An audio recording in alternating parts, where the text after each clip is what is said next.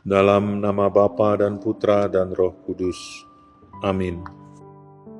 Ya Allah Bapa yang Maha Kasih, dalam diri Yesus Kristus Putramu, Engkau telah menaruh sabda cinta kasih-Mu.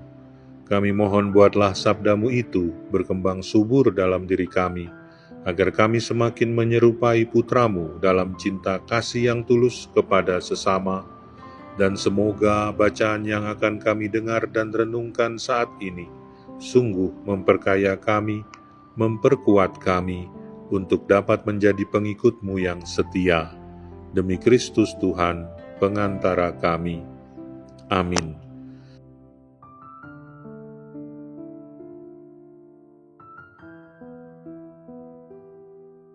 Tuhan bersamamu dan bersama rohmu.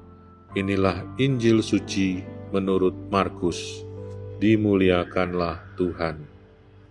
Sekali peristiwa, Yesus pergi lagi ke pantai danau, dan seluruh orang banyak datang kepadanya, lalu Ia mengajar mereka. Kemudian ketika Ia berjalan lewat di situ, Ia melihat Lewi anak Alfeus duduk di rumah cukai, lalu Ia berkata kepadanya, "Ikutlah aku." Maka berdirilah Lewi, lalu mengikuti Dia. Kemudian Yesus makan di rumah orang itu. Banyak pemungut cukai dan orang berdosa makan bersama-sama dengan Dia dan murid-muridnya, sebab banyak orang yang mengikuti Dia. Pada waktu ahli-ahli Taurat dari golongan Farisi melihat bahwa Ia makan dengan pemungut cukai dan orang berdosa itu, berkatalah mereka kepada murid-muridnya, "Mengapa Ia makan bersama-sama dengan pemungut cukai dan orang berdosa?" Yesus mendengarnya dan berkata kepada mereka, "Bukan orang sehat yang memerlukan tabib, tetapi orang sakit. Aku datang bukan untuk memanggil orang benar, melainkan orang berdosa." Demikianlah sabda Tuhan. Terpujilah Kristus. Saudara-saudari yang terkasih, pada hari ini gereja memperingati Santo Antonius, seorang pewarta yang dekat dengan orang kecil, penuh belas kasih namun tegas dalam kebenaran.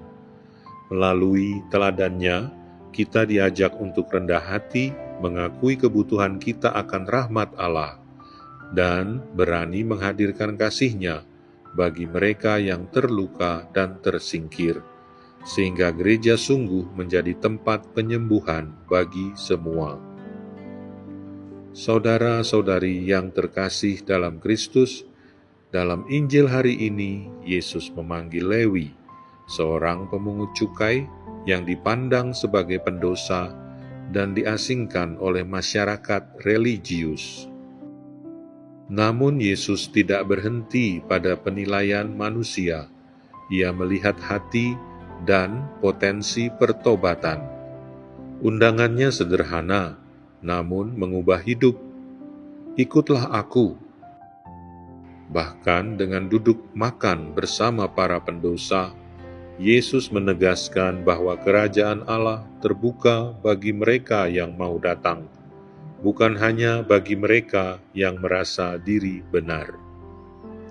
Sabda Yesus, bukan orang sehat yang memerlukan tabib, tetapi orang sakit. Sabda ini menyingkapkan hakikat misinya. Ia datang untuk menyembuhkan, bukan menghakimi.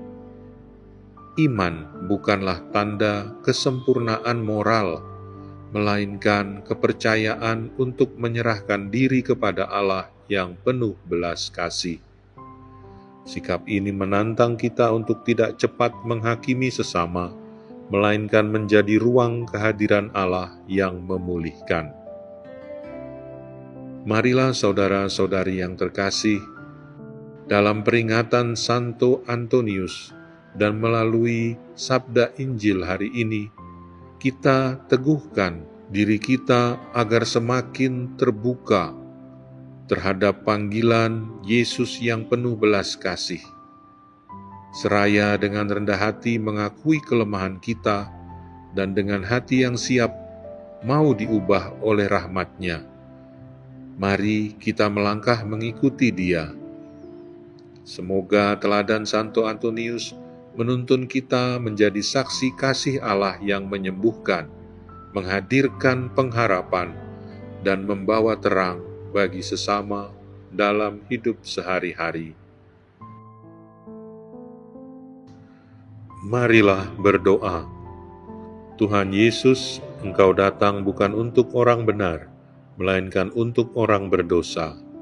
Kami bersyukur karena Engkau memanggil kami meski penuh kelemahan. Ajarilah kami untuk rendah hati, menyadari bahwa kami selalu membutuhkan belas kasih-Mu. Jadikanlah kami saksi kasih yang merangkul sesama tanpa menghakimi, terutama mereka yang tersisih dan terluka. Semoga hidup kami menjadi tanda nyata kehadiran-Mu yang menyembuhkan dan membebaskan. Kami serahkan diri kami kepadamu, kini dan selamanya, sebab Engkaulah Tuhan dan pengantara kami. Amin. Tuhan bersamamu dan bersama rohmu. Semoga saudara sekalian dilindungi, dibimbing dan diberkati oleh Allah yang Maha Kuasa, Bapa dan Putra dan Roh Kudus.